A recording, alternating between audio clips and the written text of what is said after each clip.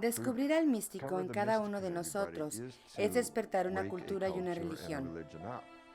Carl Jung dice, solo el místico aporta creatividad a la religión misma. Por lo tanto, si se quiere renovar el cristianismo o cualquier otra religión, y creo que todos estamos de acuerdo en que se necesita hoy, tenemos que traer el misticismo al frente.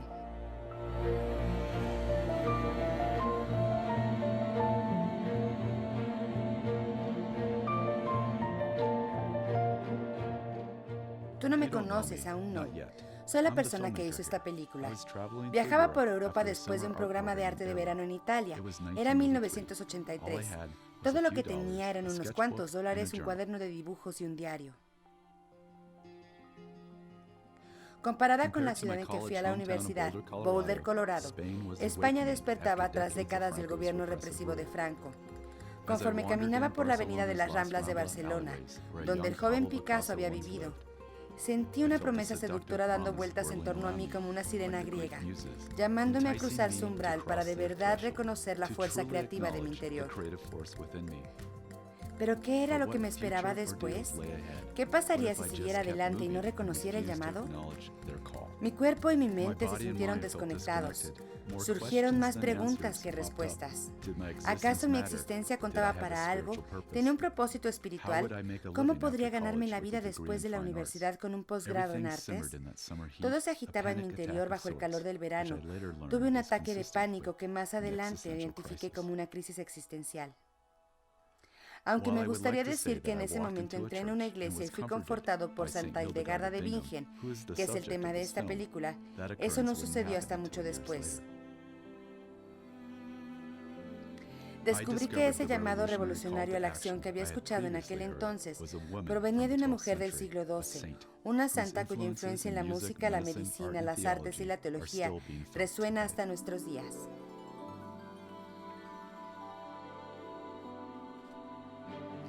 Ella nos llamó tanto a mí como a las personas que vas a conocer. Santa Hildegarda de Bingen fue una mística rebelde y revolucionaria, y su espíritu aún vive dentro de nosotros, listo para despertar a los nuevos potenciales. Hildegarda fue una monja del siglo XII que hasta cierto punto vivió la vida habitual de una monja en un monasterio, enfocada en la liturgia divina, en lo que se conoce como la obra de Dios.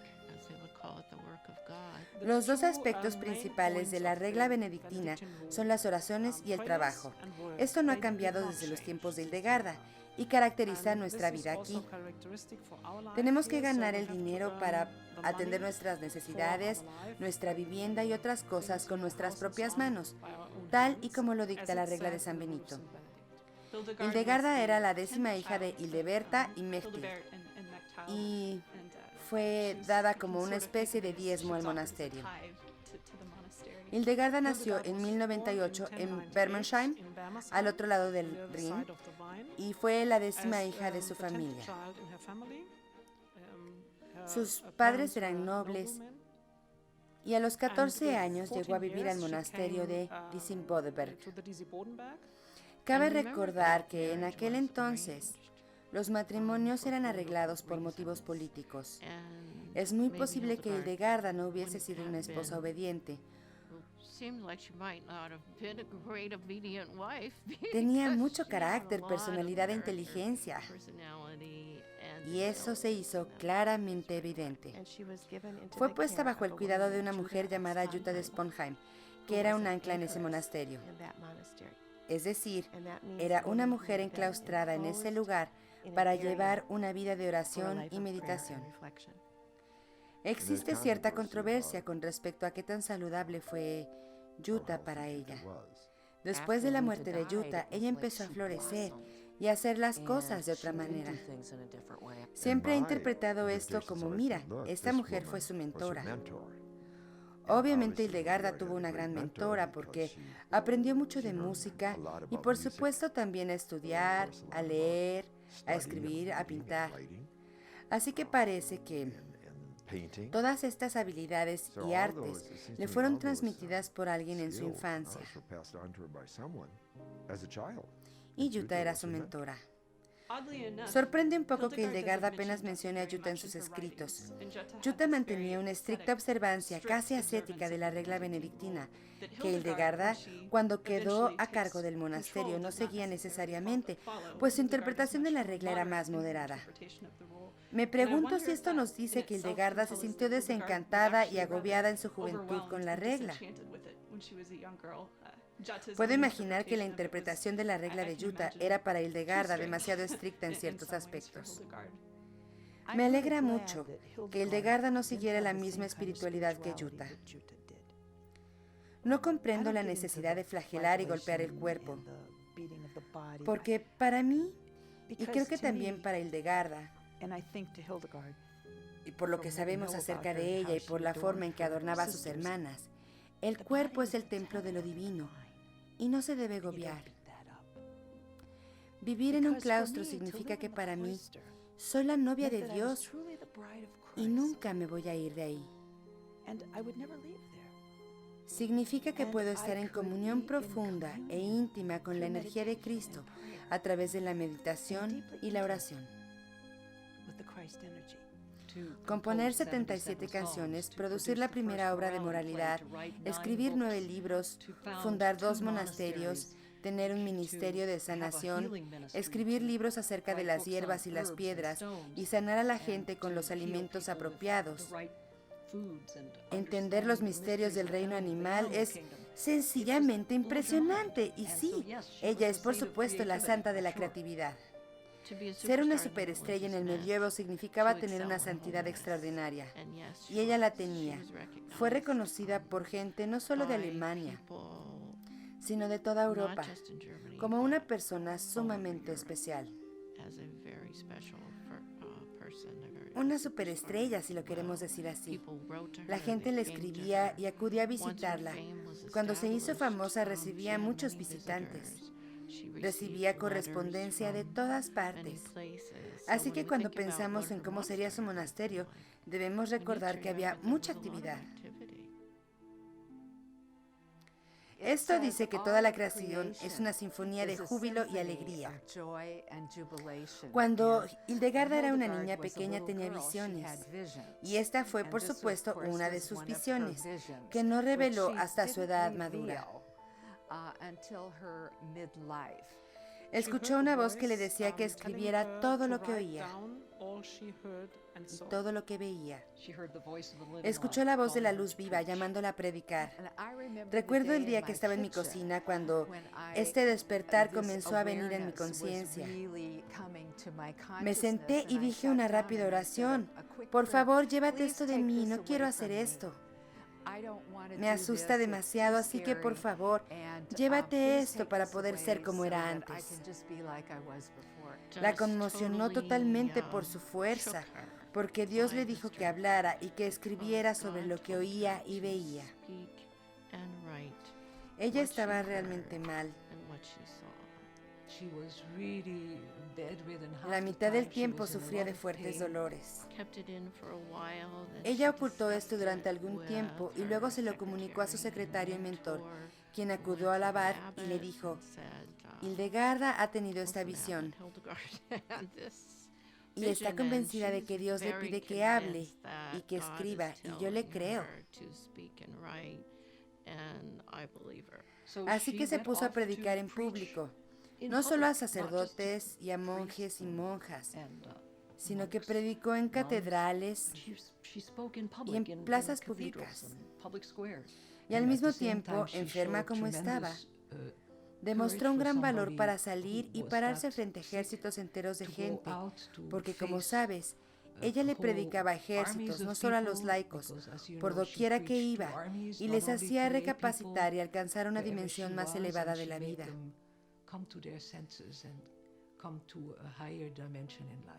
Para eso ella era muy, muy buena. Y por supuesto que todos sabemos que no hay vuelta atrás. Una vez que algo se abre, continúa simplemente desarrollándose. Por eso, Hildegarda es muy importante para mí, porque creo que a través de ella he adquirido ese valor, esa fuerza interior. Es sin duda la mística rebelde, pero también la profeta. William Hawking dice que el profeta es un místico en acción. Así que sacas la energía y la pasión del misticismo, pero luego esto te lleva a criticar la cultura y a ofrecer alternativas. En este punto comienzas a enfrentarte a las instituciones y a los que se benefician de ellas.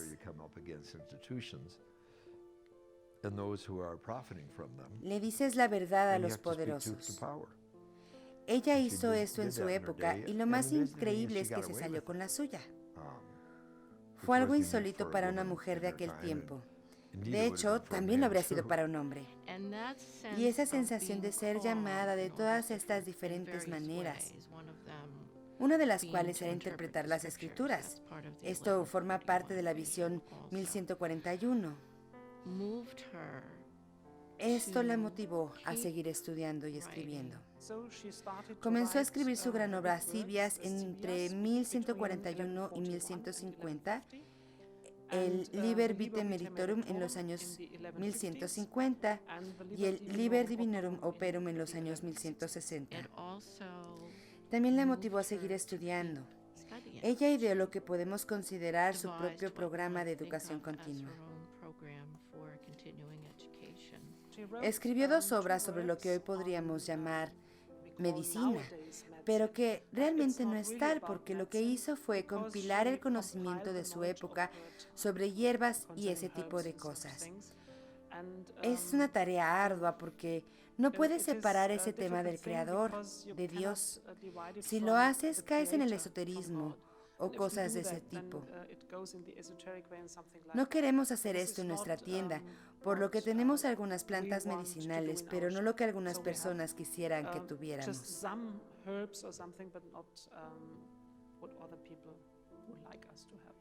Escribió sus libros a través de visiones, de inspiración. No llevó a cabo ninguna investigación. Es imposible porque escribió los libros sobre medicina en solo 2 años y abarcan unos 2000 remedios. Así que, ¿cómo puedes probar 2000 medicinas en personas en ese periodo de tiempo? Era por inspiración. Por ejemplo, tomaba una piedra en su mano y decía, ¿para qué sirve la calcedonia? ¿Qué clase de fuerza curativa posee? Entonces recibía la información por inspiración o por visiones y se la dictaba a monje porque ella no se ocupaba de escribir.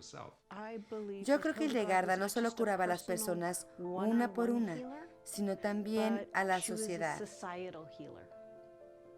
Y creo que analizó algunas de las estructuras de la sociedad de su tiempo e intentó cambiarlas. Muchos hombres de su época la respetaban, porque hablaba y escribía desde un lugar interior de autoridad que provenía de su relación mística con la creación.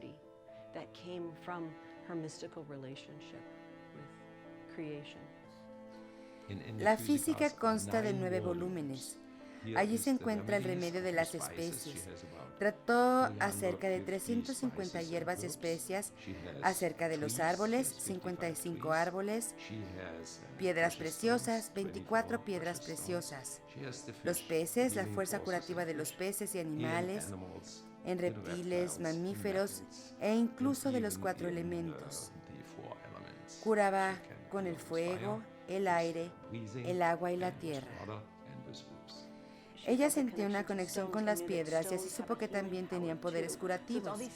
Por lo tanto, estamos hablando de todas las cosas de la creación.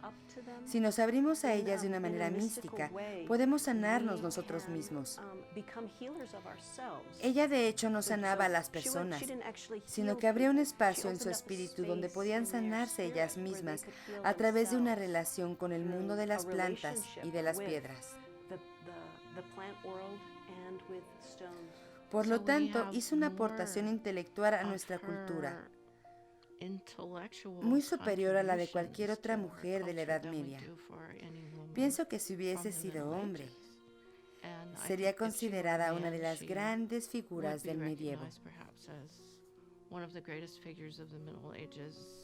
Hildegarda tenía una conciencia de su propia humanidad y esto nunca la abandonó.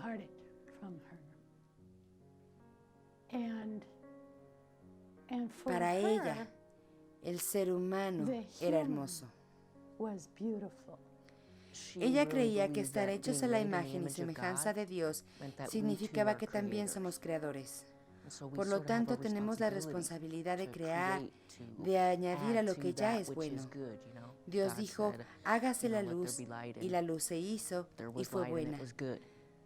Parte de nuestra divinidad es crear bondad y belleza. Dios ama al hombre y su amor fluye por todo el mundo. Ella lo dice en una de sus canciones, Caritas Abundant. Y este es un punto importante que la gente de nuestros días debe saber.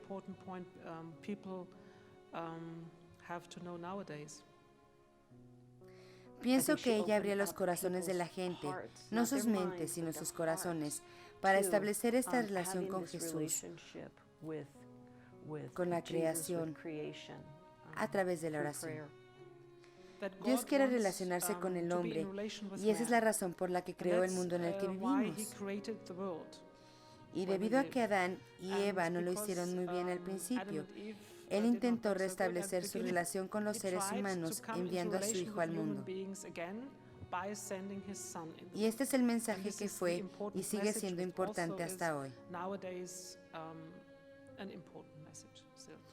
Creo que teológicamente todo se reduce a la teología del Espíritu Santo. Ahora, esto resuena también en otros místicos centrados en la creación, como Tomás de Aquino y Meister Eckhart.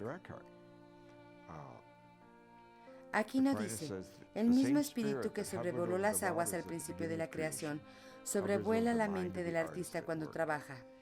En otras palabras, la creación continúa y de una manera especial en la imaginación humana. Y Hildegard dice esto mismo con sus propias palabras. Quizá te preguntes cómo fue que me involucré en la realización de esta película. Dejar de participar en un festival de cine que había organizado durante 8 años hizo que se presentara el momento oportuno. También quería hacer llegar a un público más amplio la creatividad y la inspiración que veía en nuestra comunidad. Era momento de invertir mi energía en algo que sabía que era grande. Siempre hay sincronicidad cuando una puerta se abre y la otra se cierra. En lugar de ir a una playa en México para pasar las vacaciones de primavera, me fui de peregrinación a las sierras del Rin con un grupo formado por directores espirituales, pastores, ministros y educadores. Yo era el más laico de todos. He descubierto que la gente que quiere cambios verdaderos en su vida busca recibir dirección espiritual. La gente que, por ejemplo, está bloqueada y no sabe por qué. La gente que está a punto de emprender cambios importantes en su vida necesita un director espiritual. Alguien que camine a su lado y que peregrine junto a ellos. La vida entera es una peregrinación, y aquí estamos, en Alemania, en una peregrinación para aprender más acerca de Hildegard de Bingen y de cómo ella era una directora espiritual, que a su vez valoraba enormemente la dirección espiritual. Y esta es otra cuestión. En mi opinión, ningún director espiritual tiene el derecho a hacerlo si a su vez no recibe dirección espiritual, porque todos estamos en el viaje y ninguno de nosotros ha llegado. El retiro estaba diseñado como un tiempo de renacimiento interior que coincidía con el equinoccio de primavera. Conforme pasaba por las tierras de Disibodenberg, el santuario que se encuentra en lo alto de una colina entre dos rías, donde fue la primera abadía de Hildegard, se percibía una especie de feno velo que separaba el pasado del presente. Podía sentir lo sagrado del lugar. Era un sitio para explorar a solas, pero nunca me sentí solo. Casi podía escuchar los cantos de las monjas de Hildegard entre los árboles en aquel frío día de marzo.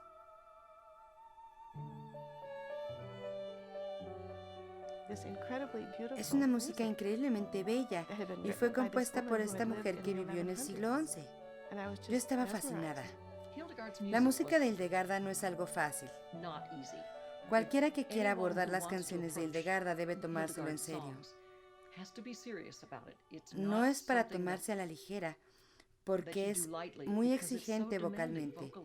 Exige gran control de la respiración, dado que la vocalización es muy prolongada. Abarca muchas notas, 1,5 octavas, 2 octavas. Hay incluso un par de canciones que tienen gamas musicales de 2,5 octavas, lo cual es extremo en la música. Hoy en día no tenemos música así.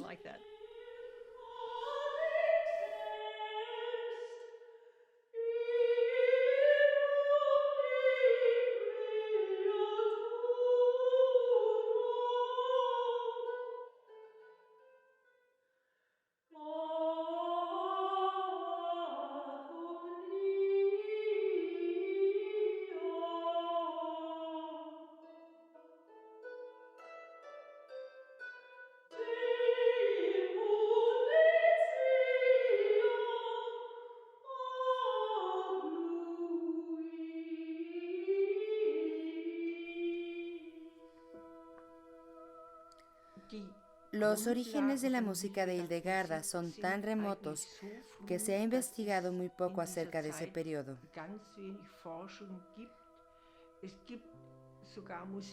Hay incluso musicólogos que se refieren a Hildegarda como una persona ficticia, que nunca existió, pero yo no lo creo. Lo cierto es que no existen ejemplos de cómo sonaba esa música. Nadie sabe cómo ni dónde se interpretaba. Creo que esta música se interpretaba en público, pero no hay testigos ni detalles. Y con respecto a lo que componía, asumo que, igual que una compositora de la actualidad, llevaría a sus composiciones el mundo en que vivía.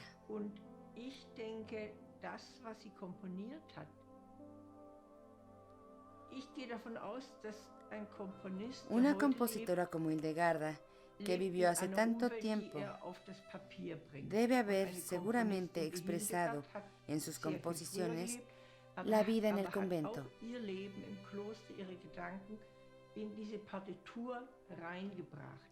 Hasta donde sabemos, la música de Hildegarda es la música más antigua que se sabe con certeza que fue compuesta por una mujer. Ella escuchaba sus canciones en su propio espíritu y decía que provenían de su obra visionaria.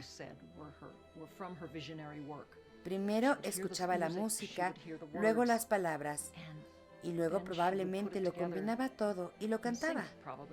Y lo cantaba según lo componía. Conozco bien este tipo de composición porque mi propia madre, que era una gran compositora y una organista en la iglesia, decía, bueno, pues yo lo escucho en mi espíritu y luego lo escribo. Dios me lo dicta y luego lo escribo. Puedo escuchar a Hildegarda diciendo exactamente lo mismo. Carl Jung dice, a los místicos les pertenece lo mejor de la humanidad. Así que no se trata solo de religión, sino de la humanidad misma que se pone de pie para alcanzar lo mejor de sí misma, su ser auténtico. Por esto los místicos van por delante, porque son los que están al borde de la conciencia humana y lidian con los extremos. O bien pelean con los extremos del mal, o lo hacen con los extremos del éxtasis y la creatividad. Tienen, por tanto, mucho que decir. Hildegarda es un buen ejemplo.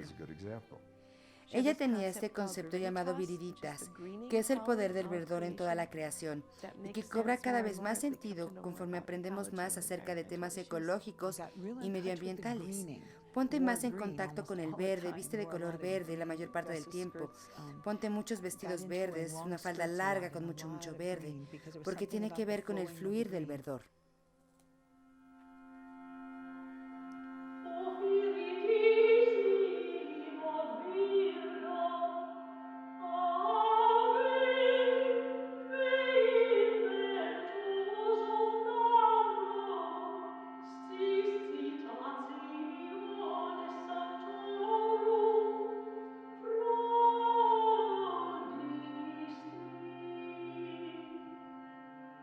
Cum venit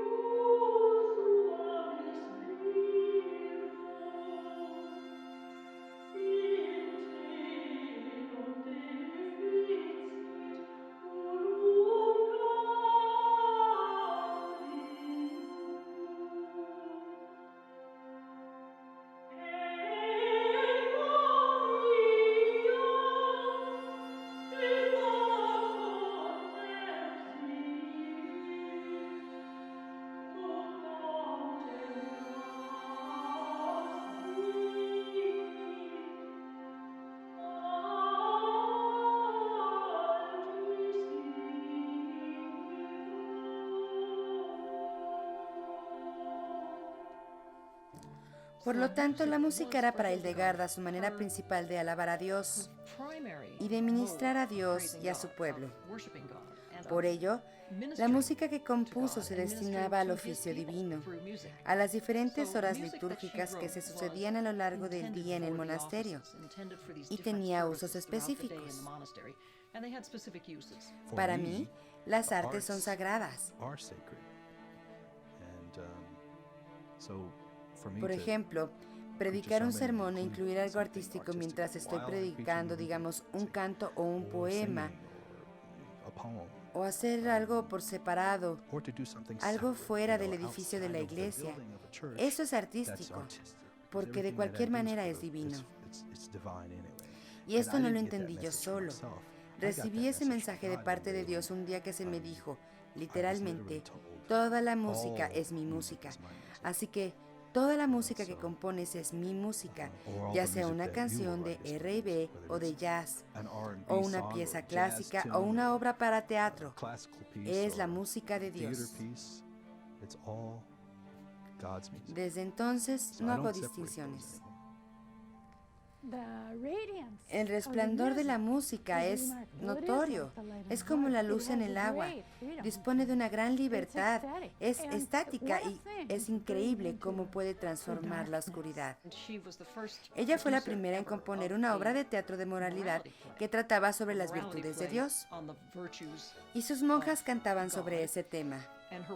Solo había un papel que no era cantado. Era el papel del demonio, que le asignó al sacerdote del monasterio, pues tenía una voz muy linda y profunda y no iba a cantar en la obra. Su propósito era expresar que el demonio no canta, porque con su caída, el diablo perdió su posición en el cielo cuando intentó elevarse por encima de Dios, y por ello nunca más ha podido cantar. Por eso ha estado intentando corromper nuestra música desde entonces. La música de soul también tiene muchos estribillos que se repiten, y si la tocas despacio suena como la música de Hildegarda. El propósito de estos estribillos es limpiar el alma, y desde aquel entonces era llevarte a lo profundo, por lo que viene a ser lo mismo.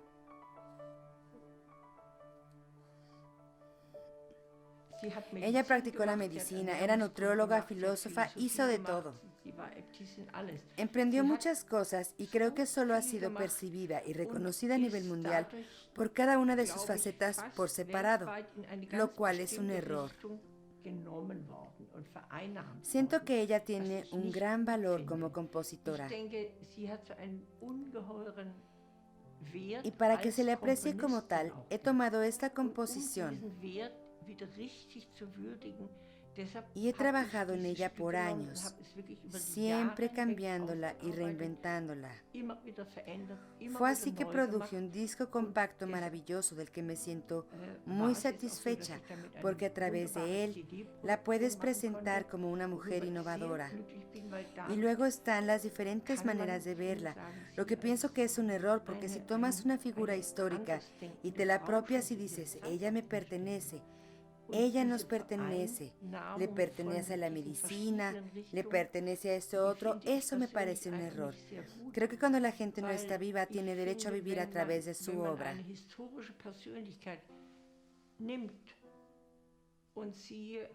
Sich zu eigen macht und sagt, die gehört mir, die gehört uns, die gehört der Medizin, die gehört dorthin, das finde ich nicht gut, weil ich finde, ein Mensch hat auch, wenn er nicht mehr lebt, ein Recht zu leben.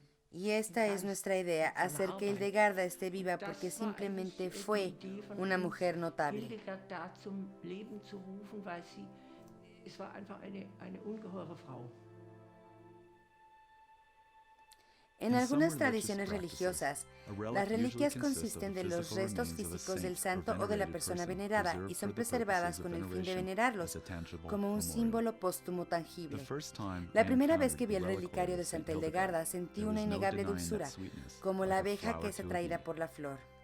Las monjas habían invitado a nuestro grupo a ofrendar una canción. Sin haber practicado en absoluto, me encontré cantando en perfecta armonía, mientras me rodaban las lágrimas por las mejillas. No era el único.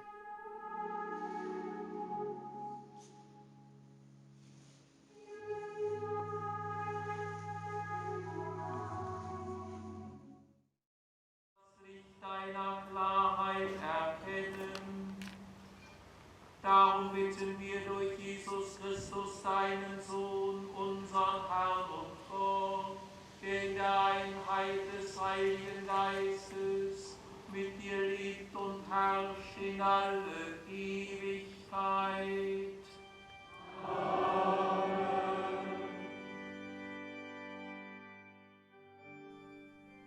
Cuando volví 6 meses después, era su primera fiesta oficial. Caminaba junto a Santa Hildegarda, como parte de esa grandeza que es ilimitada, como descubrí aquel día tan propicio. Yo estaba ahí junto a ella en el fresco aire de septiembre, caminando con ella.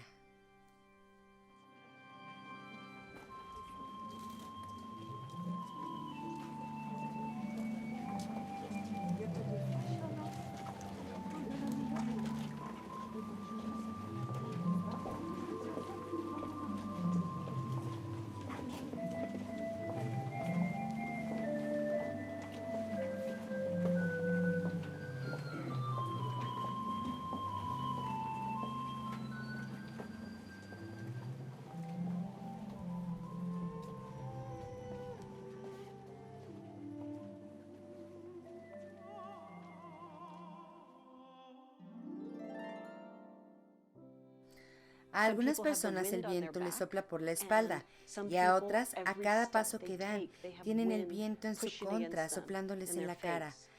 Así que escuchamos estas historias y conectando con la gente a través de sus historias de dolor, de sus noches oscuras del alma, crecemos en cercanía unos con otros como comunidad y creamos lazos profundos entre nosotros.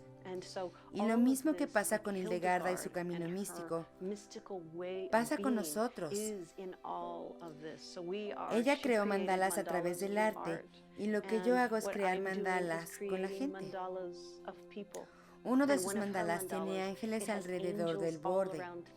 Y cuando me siento en círculo con los hombres de San Quintín, nos juntamos hombro con hombro. Siento que estamos creando ese mandala. Nos convertimos en ángeles, enseñándonos mutuamente cómo conectarnos de verdad y cómo interconectarnos con nosotros mismos.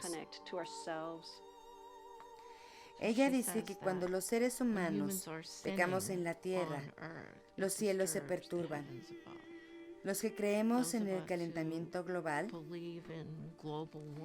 es decir, que el medio ambiente está siendo dañado por las acciones de la humanidad, podemos, pienso yo, identificarlo y ver que es una especie de pecado al que, de alguna forma, los cielos están respondiendo.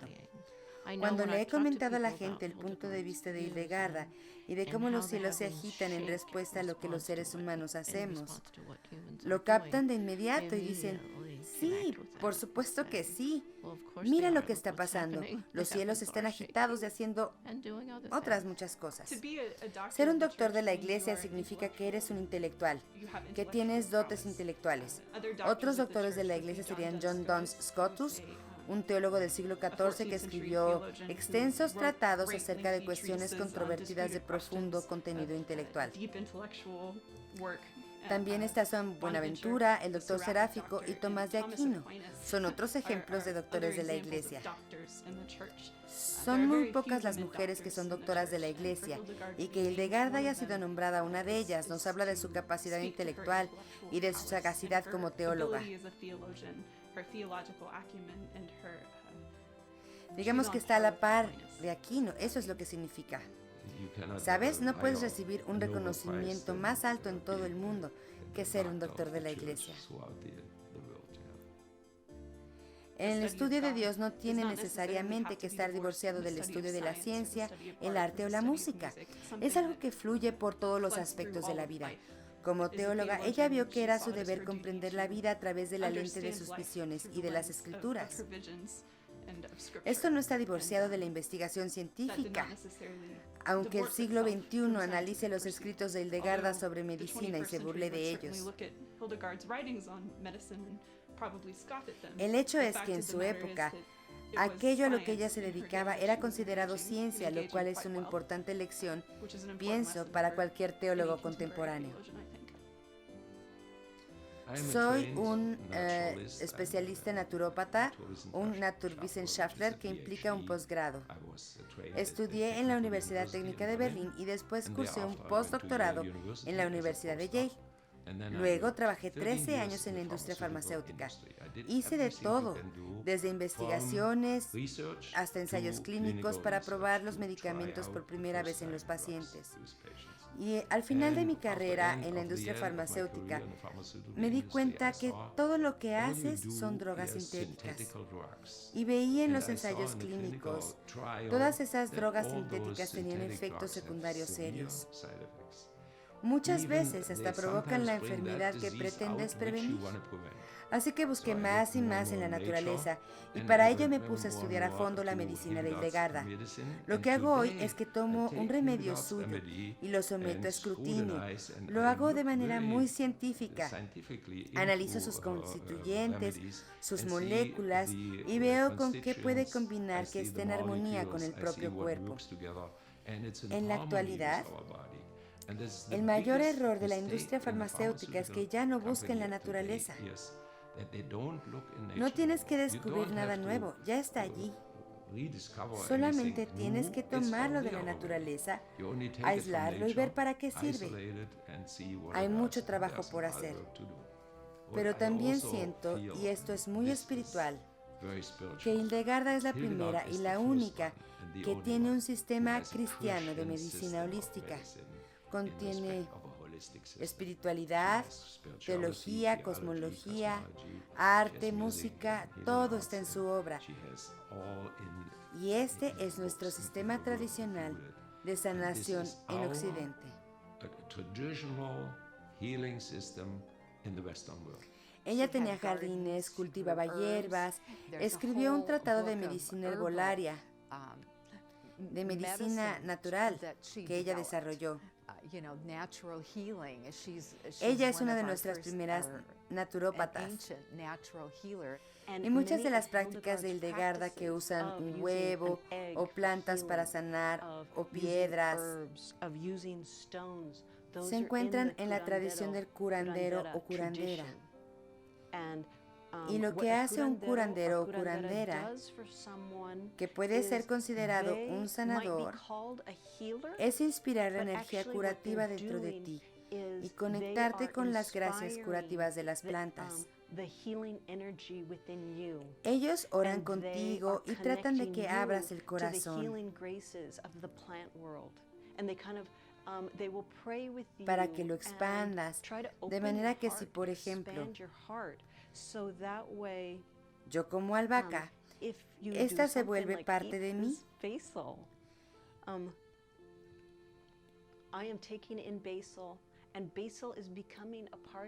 Y como la albahaca es la planta del amor y de la abundancia, mientras la como o me preparo un té y lo bebo o me baño con agua de albahaca,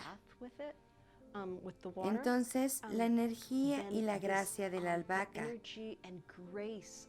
pasan a mi interior. Es una especie de comunión. Yo me vuelvo la albahaca y la albahaca se convierte en mí. Cuando comencé en el 84, apenas tenía un paciente a la semana porque el doctor Hertzka no estaba ahí, solo venía ocasionalmente. Trabajamos juntos 17 años, escribimos muchos libros y lentamente el número de pacientes fue aumentando y aumentando y me dije, en 3 años veo cómo vamos. Y después de 3 años estaba funcionando muy bien. Hoy tengo tantos pacientes que ojalá tuviera más ayuda, alguien que me ayudara y que hiciera los tratamientos de Hildegarda porque a los pacientes les gustan muchísimo. He tratado en 30 años unos 30,000 pacientes. Tenemos un jardín al frente del centro y cultivamos nuestros remedios. Es muy divertido ver cómo crecen a lo largo del año, cómo cosecharlos, cómo preparar con ellos un elixir o una sopa. En un jardín de Hildegarda tenemos que tener algunos remedios básicos, como por ejemplo un árbol de membrillo. En otoño tenemos el jugo de membrillo y también podemos preparar mermelada y dulce de membrillo o pan de membrillo. Y es útil para el reumatismo, para sacar el ácido úrico del cuerpo. Se bebe 1 litro o medio litro de jugo al día. El siguiente árbol que necesitamos tener en un jardín de Hildegarda es un castaño. La castaña se ve como un pequeño cerebro con todas sus curvaturas, así que es afín con el cerebro. Hildegarda dice, quien quiera que tenga un cerebro vacío, que coma suficientes castañas y la función de su cerebro mejorará. Otra de las propiedades de la castaña, según Hildegarda, es que protege el hígado de todo tipo de toxinas. Como lo hacían antiguamente en Francia, cuando bebían vino siempre comían castañas, tostadas o asadas en una fogata. Las castañas protegen el hígado del alcohol, por lo que no llega a enfermarse o tener enfermedad hepática. Y luego también tenemos muchas hierbas y especias, la más importante de las cuales es el galangal, que normalmente solo crece en jardines tropicales. Sin embargo, lo tenemos aquí junto al lago Constanza porque el clima es más cálido en el extremo sur de Alemania. Así que crece muy bien. Hacemos una píldora con galangal. Y el doctor Hertzka, cuando comentó su oficio, también trabajaba en una ambulancia y tuvo algunas personas con ataques. Normalmente necesitas nitroglicerina o adrenalina, pero él las dejó de usar. Solo usaba galangal. Les ponía la píldora en la lengua y la dejaba ahí. Es muy especiada, muy picante, muy aguda. E inmediatamente abría los vasos sanguíneos, el corazón recibía un buen suministro de sangre y el dolor se iba en 2 o 3 minutos. A los 5 minutos lo repites y luego de nuevo a los 5 minutos. Haces este tratamiento 3 veces y detienes un ataque al corazón, un infarto. Y luego te llevas al paciente a que lo revisen en el hospital porque no queremos correr ningún riesgo. Y te dicen, bueno, pues tuvo un comienzo de ataque al corazón, un conato de infarto, pero no le ha afectado en nada. Proviene de la familia del jengibre, por lo que es una especia y no tiene efectos secundarios, es totalmente inocua. Toda persona debería llevar en su bolsillo un pastillero de galangal, porque todo el mundo puede tener un infarto, sin excepción. Un pequeño infarto o un ataque al corazón o una pérdida de audición. Depende de lo viejo que seas. Cuando envejeces, te da cualquier cosa. Y luego tenemos el hinojo, usamos el té de hinojo, tabletas de hinojo y también el bulbo de hinojo como verdura. El hinojo es un buen carminativo, lo que significa que limpia tu karma por dentro y por fuera. Es bueno para la digestión, elimina todas las impurezas, no necesitas desodorante si comes hinojo, elimina el mal aliento y el olor corporal. Limpia los ojos también, por lo que produce una buena visión. Además, es un preventivo de las enfermedades digestivas. Otra planta que tenemos en nuestro jardín es la lenteja de agua, que es una pequeña planta verde que flota en el agua y que comen los patos. La lenteja de agua es un buen alimento para los animales porque tiene muchas proteínas y contiene muy poca radioactividad. Entonces preparamos este elixir de lenteja de agua con otras 10 especias como jengibre, canela, hinojo y tanaceto. Y luego te tomas este elixir durante el invierno para mejorar tu sistema inmunológico. Previene resfriados, es un antigripal.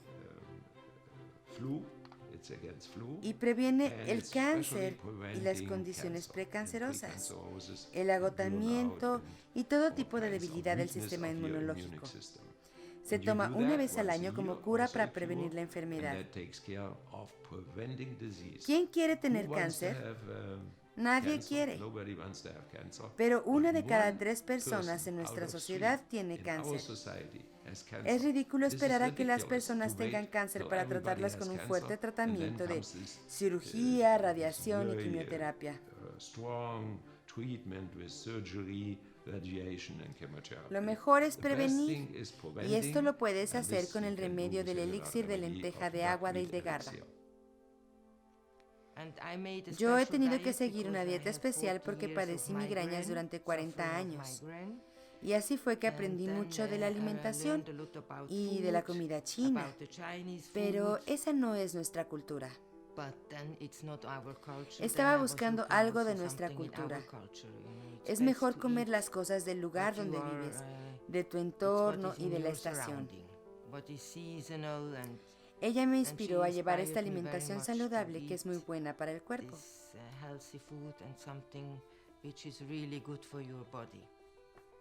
Ella dice que la espelta es el mejor y más importante cereal de la tierra. Incluso dice que Adán y Eva consumían espelta, pues proviene de Mesopotamia, donde estaba el paraíso. También la consumieron los egipcios, los griegos, los romanos y por supuesto los germanos, quienes la consumieron durante 5.000 años.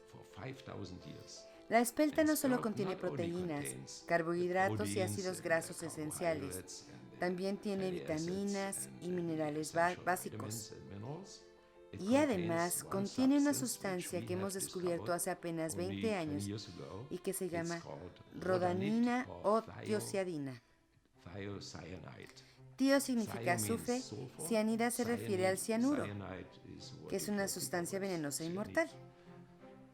Esta última sustancia, mezclada con el azufre, es completamente inofensiva y se encuentra en nuestras lágrimas, en nuestra saliva, en nuestra sangre, en la leche materna que le aporta defensas al niño a través de la tiocianida o rodanina.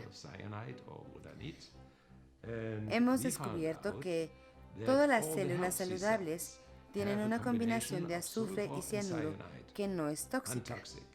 Pero si entra en contacto con una célula cancerosa, los dos componentes se separan, el azufre y el cianuro mata a las células cancerosas. Por lo tanto, mientras comes espelta, estás recibiendo un tratamiento continuo que mata las células cancerosas de tu cuerpo. No solo un panecillo al día, sino 3 veces al día, en forma de pasta, de pudín, de galletas, etc.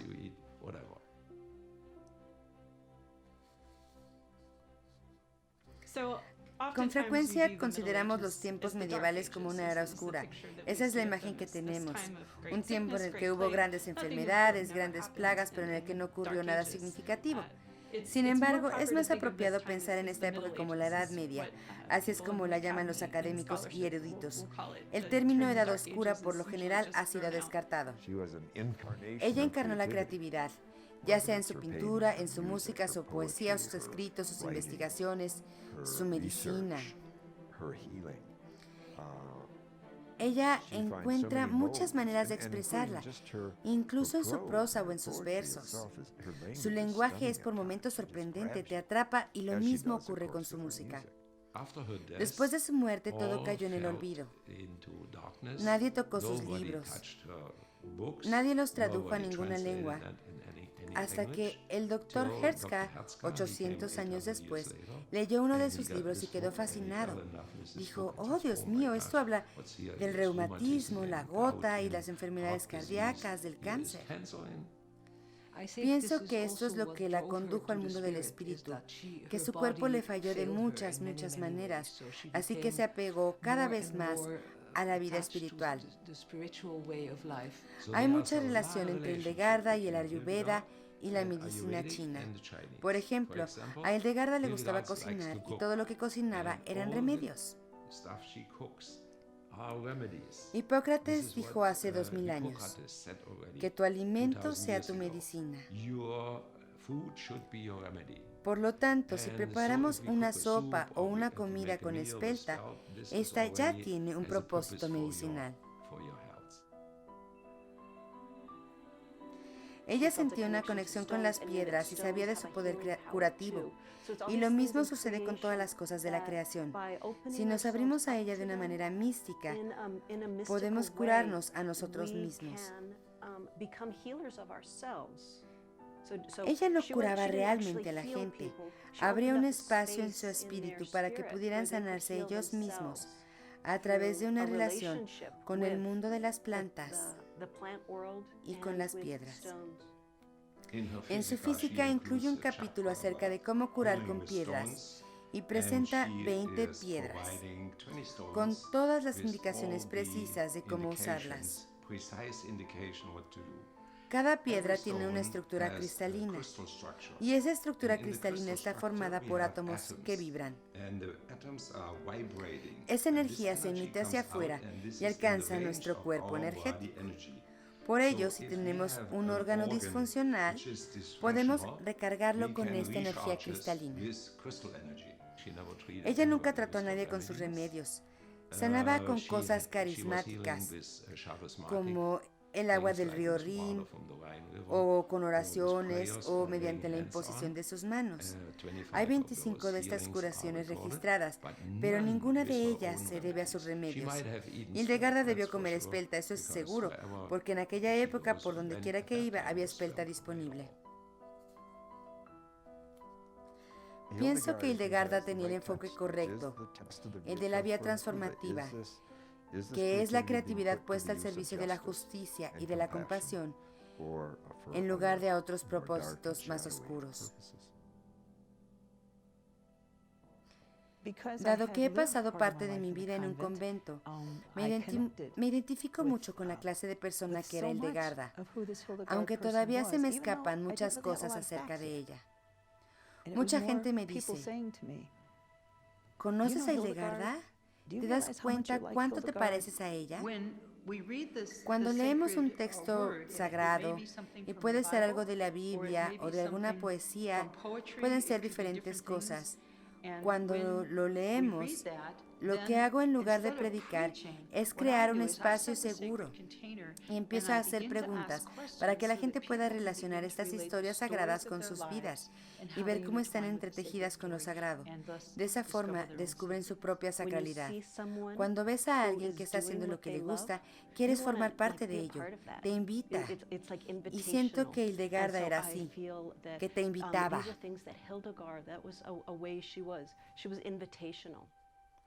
Hildegarda tenía una conciencia muy clara de su propia humanidad que nunca la abandonó. Hay tantas cosas que demandan el tiempo de la gente hoy en día, y con todos estos medios de comunicación y las redes sociales, ¿hay alguna forma de equilibrar todo esto con momentos de silencio? Porque ella era una persona muy ocupada y sin embargo se daba tiempo para el silencio y la reflexión. Creo que esto es algo que todos podemos aprender. En su imaginación, ella podía ver que las mujeres no debían ser oprimidas. Realmente lo vio. Es impresionante. Conocí a un hombre nativo americano en una conferencia y me dijo, he trabajado en una prisión durante 12 años. La gente en la prisión está muy ocupada proyectando.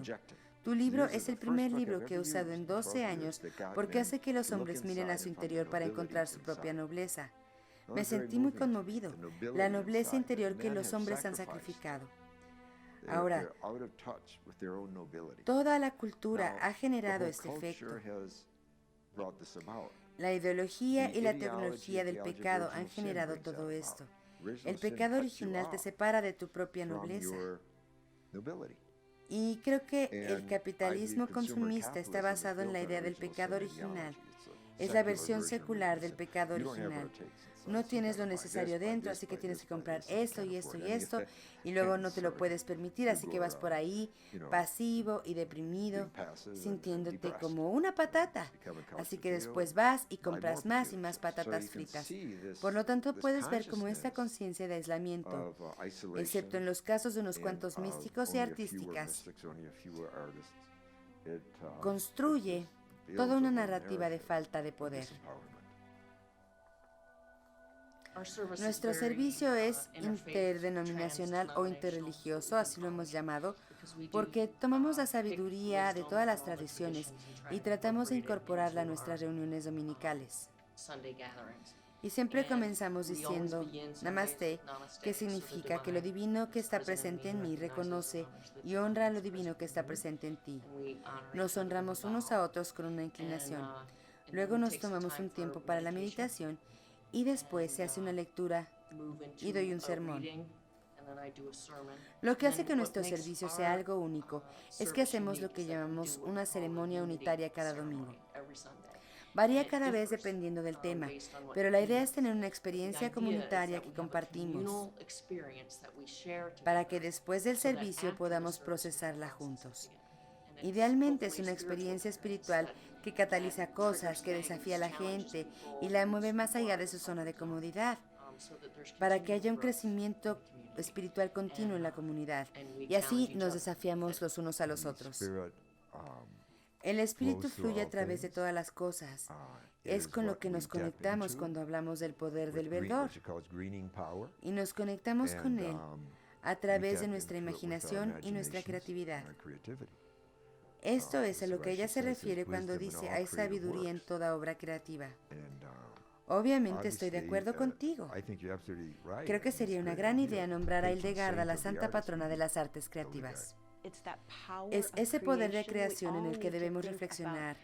¿Qué podemos crear en nuestro mundo que produzca un cambio profundo?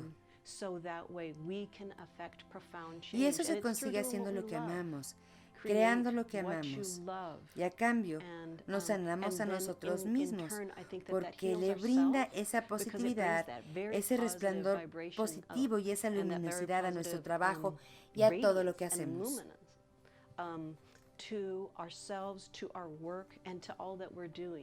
Esta es la tradición de creación que Hildegarda encarna plenamente.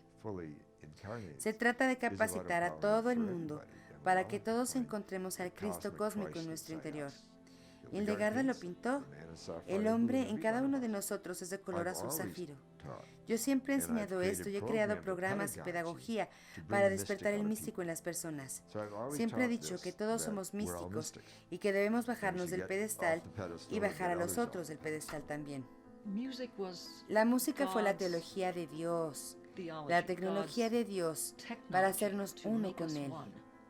Todos queremos ser parte de esa energía cuando cantamos. Queremos cantar con otros y ser parte de ese sentimiento elevado que tenemos al cantar.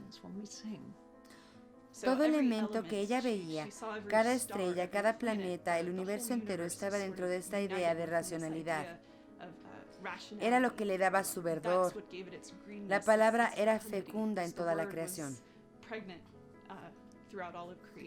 Ella entendió que su papel como maestra y predicadora era transmitir e inculcar esa racionalidad a sus hermanas cuando les enseñaba y exponía las escrituras, o en sus homilías, sus escritos, su arte y su música. Hay otra cosa que resuena para nosotros hoy y es su valentía al hablarle a los emperadores, papas y gente poderosa de todo tipo, desde sus propias convicciones morales. Y con sus enseñanzas morales acerca de cuáles son las conductas que favorecen el bien de la humanidad y cuáles lo destruyen y destruyen el universo, contribuye a la historia de la salvación.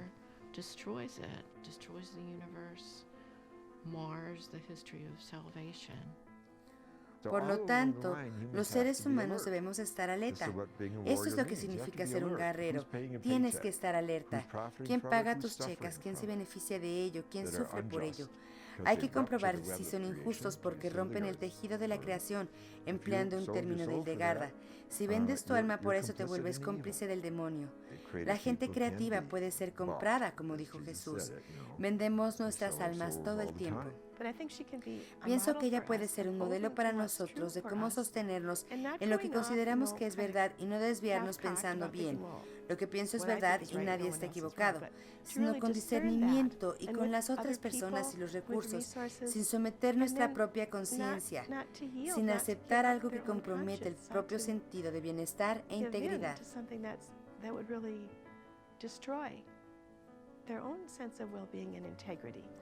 No hay ninguna idea en participar que Hildegarda exponga que podamos usar como el factor que describe el corpus de su obra.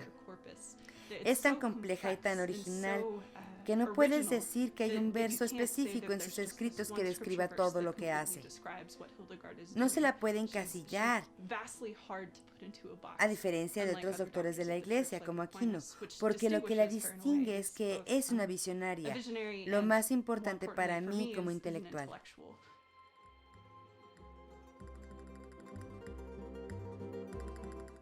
Al volver a Barcelona después de 30 años de haber tenido mi primera oscura noche del alma, recordé cuánto apreciaba el valor creativo de mi trabajo. Los jugos creativos comenzaron a fluir a través de mis dibujos, pinturas y películas, todo lo que finalmente llevaba a Hollywood. Ahora me doy cuenta de que no hay un lugar específico donde surja la magia creativa, sino que está en todas partes y dentro de cada uno de nosotros. Solo necesita esa chispa inicial.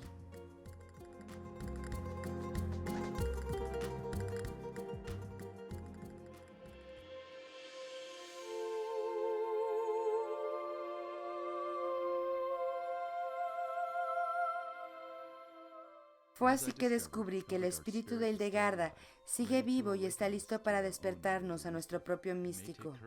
Quizás se requiera valor, pero el resultado final es acercarnos al Espíritu de Dios dentro de cada uno de nosotros. Espero haberte inspirado en tu propio camino divino de creatividad y espiritualidad para despertar tu propia mística rebelde. Esta es mi intención en este momento.